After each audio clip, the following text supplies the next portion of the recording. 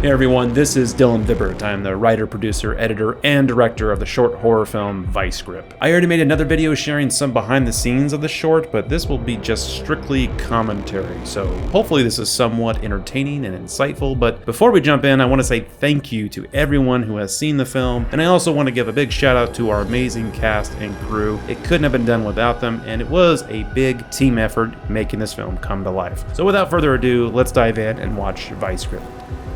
So right off the bat, the very first thing we see here is Lana Spring, and she is clearly the star of the show. She's amazing. I can't say enough about her. Super, super talented lady. I hope to see her in more stuff because actually I think I've seen her in a lot more stuff now, so I think we'll be seeing a lot more of her in the future. But yeah, she carries the film so well. I'm so happy we got her, and she's just very, very talented. Can't say enough about her. But the other star of the show is Josh Nitschke, my cinematographer. He did such an amazing job with our crew, trying to get everything to look as if we spent $1 million on this film. And it really came out really, really well. I mean, that pool was not blue when we saw it. It's like a lime green, but thanks to a lot of our crew and Josh and his great vision that he has for making the shots look amazing, he was able to make it look just absolutely spectacular. So I'm super thrilled with how it all turned out. And this very first opening scene, we shot, I think it was like night 3 or something like that. And I remember poor Lana was just freezing in that pool. We initially thought we could heat it up. I mean, the owner of the house told us that, oh yeah, I could heat up, no problem. And we turned it on hours beforehand, but it just was not working. So poor Lana had to have hot water poured over her head by our makeup artist, Nicole, to keep her nice and warm. So poor thing. But one quick little thing here, pause real quick, is that you can actually see in a little close-up, my wife makes a cameo. There you are, babe. Love you.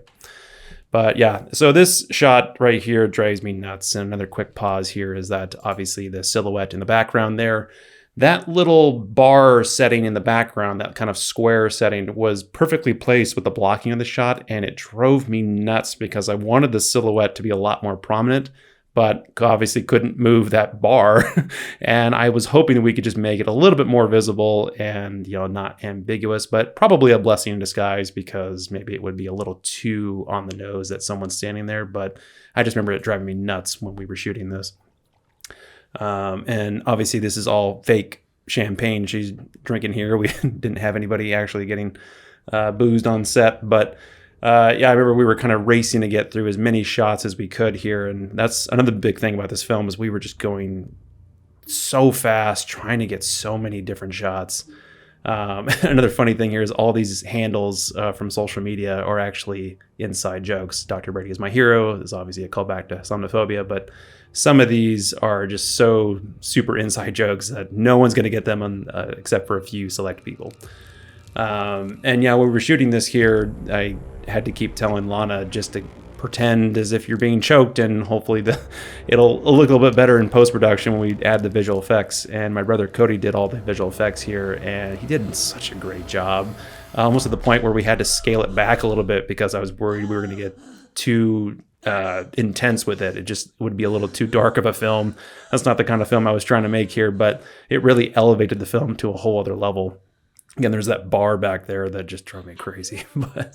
but yeah, it was an interesting shoot just because, again, there was so many different things we were battling, trying to get through the scheduling and everything like that. So it became a task to try to squeeze everything in. Another thing that was complicated with shooting all of these social media videos is that I was adamant that we had to have all of the social media videos play in camera. I didn't want to have it be superimposed with green screen later on in post. So I had to record all of these social media videos with the actors at least a week prior to principal photography, and then edit them myself so that way the video was ready to play in camera when we shot on the day. So I had them all meet me at a different house and shoot all of these social media videos beforehand. And I had to kind of take a stab at cutting a social media video together. It was kind of my first try at it, and wasn't the biggest fan, not my style, but it was a learning experience. And another fun fact is that this little poster she has right here, it was all a dream. That was actually just something that was in the house that we were shooting in. It was when I scouted, I saw that that art piece just sitting there. I said it was all a dream, and I said, oh, that would be perfect. I could just kind of incorporate that into what I'm trying to do here, because I knew she was going to have a phrase that she would have to say over and over again, but that was just already on the wall there. And I said, well, that's just absolutely perfect. Let's just use that. So yeah, this shot right here was a pain in the butt. I don't know. We were having trouble getting this shot because it was just, again, like a lot of different things we were trying to do really quickly, but we were having issues with that one for some reason. I really like this shot right here. That was one of my favorite ones we got. And I had always had this little montage in my head about how we were going to be able to have all these Post-it notes throughout the house. And if I had a lot more money and a lot more time and a lot more people to help, I probably would have had at least 10 times the amount of Post-it notes hanging around the house. But I had to write all of those by hand. There was no like, oh, a team will just write these all for us. It was like, no, it's just me writing on a bunch of Post-it notes. It was all a dream over and over again. Felt like it was The Shining, what Jack Nicholson is writing on the typewriter over and over again. I felt like that guy. Now this scene, this is the scene that's the most painful for me, and it's nothing on the actors. The actors are doing a fantastic job here. They are brilliant, and I love them both. They did such a great job. But the heat and the timing and just everything that we were trying to do in this sequence, it was just, we were getting kind of behind, and I was starting to stress out, and it just was not my favorite part of the shoot. It really was discouraging because I was looking forward to shooting this scene because it's actually dialogue in this moment. I love shooting dialogue, but it just was so hard to kind of get everything we wanted to get, and we had a lot more we were trying to shoot throughout the rest of the day, so we had to make sure we didn't fall too far behind. But it was just, this part was really, really hard. But Anna Vanston, she did such a great job kind of delivering this line here, and Cody with the visual effects, adding the eyes was really, really great touch. But like this shot in particular, it drives me crazy. That's not what I wanted to get, but we just had to go so quick. But that being said, this shot is what I had been in my head for the longest time. I wanted that overhead shot, and I was very adamant with Josh and our team that we have to get this overhead shot. Like, that's the shot of the movie. Like, we have to get that one. And it turned out really, really well. And again, Cody's visual effects almost had to be scaled back right here because it was too intense. I was like, dude, not that much. We don't want to, like, I'm not making a Saw movie, but it was, yeah, it came together. That one piece of that scene was good, and I can live with that. But yeah, when I see that scene now, I'm like, ugh, that scene was driving me crazy. But again, nothing on the actors. The actors did a really good job. This mistake. They think sleeping tricks like the milestone. Bathroom was so tight for us to fit in. I think Josh was like pressed up against the shower trying to squeeze the camera in there. And this is Sam Schweikert here on the phone. And again, I shot all of those social media videos like a week prior. So we were just finding different parts of a different house to shoot all that stuff. And I was like, you got to speak like a social media influencer. And it was really interesting directing them in that aspect, trying to make them, play as if they're talking to the camera. And then when we have to shoot their scenes with the main crew later on during the shoot, it's a whole different delivery, a whole different type of performance. But all these actors are really great and very professional, and I love how they were able to put it together. And these montage sequences that we shot were very complicated to fit into the whole production schedule because, like, these are just quick inserts that we have to shoot in between these other larger sequences. So a lot of these shots were just quick, like, let's go outside and shoot Lana running, and let's have her do some sit-ups real quick. Let's not overthink it. Like, she's just training. We need to get her, showing her in, like, physical form. And Lana's really into yoga, so we said, yeah, let's do that. Let's get some shots of you doing some yoga here on the balcony. And then, like, this is the same shot again, just in reverse, just Lana run back, and we'll incorporate it all into a montage that will hopefully all come together. But yeah, we're shooting these at different parts throughout the shoot, and it's always hard to track those things. But yeah, a lot of these are inside jokes. Give me a chance. 8888 is actually just a callback to my wife. But this shot right here, I love the transition. Lighting was a little bit different, but we got that as pretty close as we could to matching, and that was what we intended. So I'm happy with how it all came together. And yeah, again, this is Sam Schweikert, great actor. He came out just like for a couple hours to shoot this with us, and he's really, really great. And I can, like, some of these sequences where they're actually talking are my favorite. And what I was trying to do with this film is see if I could make a film with as minimal dialogue as possible. And I've come to realize that although I mostly enjoyed this film for how it turned out, but I've come to realize that I prefer dialogue a lot more than just, you know, action-based or tone and music. And it was a good experiment. I'm happy with the results overall, but I definitely prefer the scenes where there's actually the actors are doing their thing, and it feels like such a wasted potential of Lana in particular because she doesn't say anything, and she's so fantastic in this movie. So it really feels like missed opportunity, but either way, can't go back now. So, and this is another scene that was really, really hard to shoot and also hard to edit it because there was just a lot of things I was trying to figure out with the blocking and have it all make sense. And all those post-it notes, me and our production assistant, Tomas, he was just helping me put all these post-it notes on the wall. And again, if we had a bigger crew, we would have filled that entire room up, but that's as many as we could get.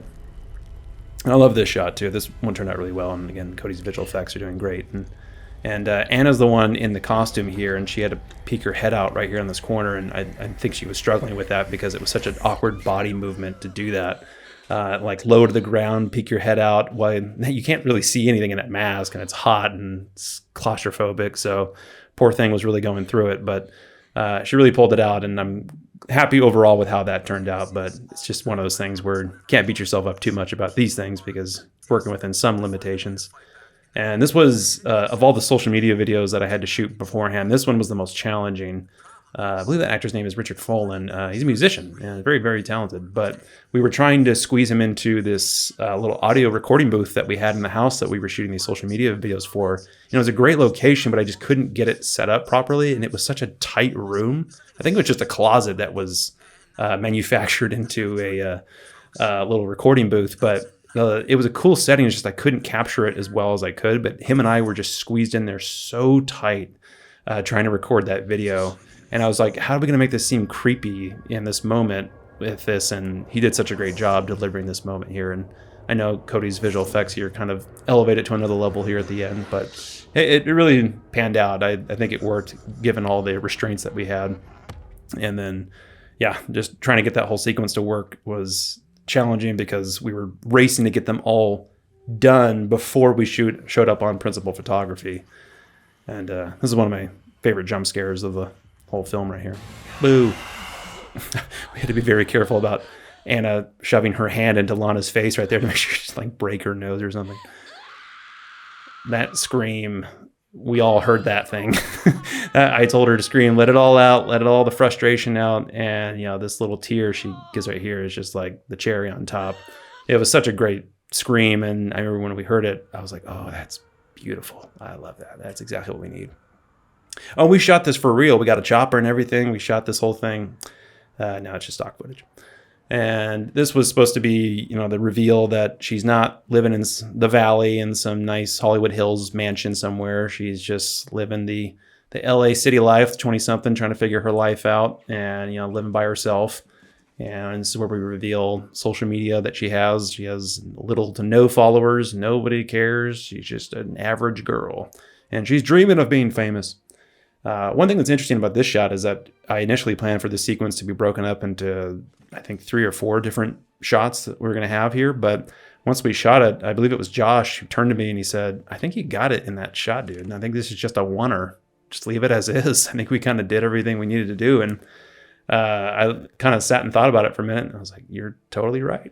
I don't think we need to shoot more. I think we kind of got everything we needed to get. But yeah, that was interesting shooting that little apartment. We shot everything in that tiny little apartment on the first day, and it was, I remember, very, very hot, and we were all crammed in there. And so it was so much nicer when we moved into this setting because, I mean, just look at it. It's beautiful. It's in the valley. I believe this is Encino, and we were there for about 4 days, and the owner's really cool. He kind of just let us have free reign of the house and kind of just hung out there. And I think we had some mosquito problems, which was a big issue. And yeah, the heat was also another big issue, but yeah, we kind of did what we wanted to do in that room, and it was a lot of fun.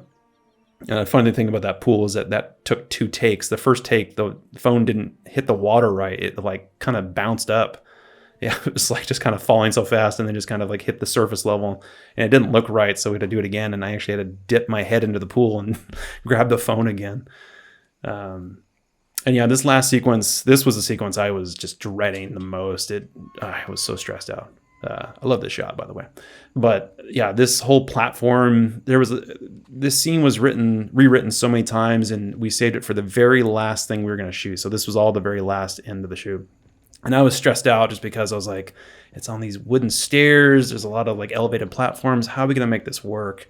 But it was actually in this moment coming up that there was like this big sigh of relief. It was like all the tension was released because of what Lana does right here with this stunt. I asked her to do it if she was comfortable. I did a performative stunt to show her what I wanted, and she was game for it. And so we did this stunt. And once she did that, once I saw that stunt on the camera or on the monitor, I was like, we have it. Like, this scene just went to a whole other level. I am so thrilled that she did this, and this is why, again, I just love Lana, what she was able to do for us here. She really knocked it out of the park, and I just felt so much better shooting the scene. And I think I was watching the clock because we had to like wrap up and get everything done, but I didn't care because I just knew we had it. Like, we had this scene because of what she just did with that stunt. It was like night and day difference. I felt so much better. And again, what Anna's doing here in the costume is like, she can't see hardly anything, so she's having to walk very slowly, and we're trying to be very careful about everything. So it was hard to get all these shots on this elevated platform. It's dark, and again, we don't have a big crew helping us out with this thing, so we're doing our best to keep everyone safe and try and make it look cool at the same time. And I think these two performers just really came in, and our crew is great. Gotcha. Yeah, boom. I love that shot. That was another shot that I saw that and I said, yeah, this is just the icing on the cake now, because now between that stunt and that shot, I'm just thrilled. And shout out to Anna real quick for doing that little mini stunt of dropping down. That's not an easy thing to do when your mask is covering your face. Hi, Lana. And I guess bye, Lana. And yeah, that's pretty much the film. I'm overall happy with how it turned out. There's a lot of great things that I think we got with this shoot. I just wanted to highlight the troubles of putting all of your eggs into the basket of wanting to be famous. That's not a great thing to be striving towards. If you are a person that wants to do great things in the world and you happen to become famous on top of that, that's fine. But I just think like it's a movie that's highlighting the troubles of seeking fame for fame's sake. And I think we did a relatively good job considering all of our restraints and obviously low budget, but it had a lot of fun shooting the film. There was a lot of challenges that we had and a lot more I shared in the behind the scenes, but really happy with our cast and crew, and I'd love to work with all of them again. But I'm happy with what we shot here, and I hope you all enjoyed the film, and I will look forward to seeing you guys in the next one.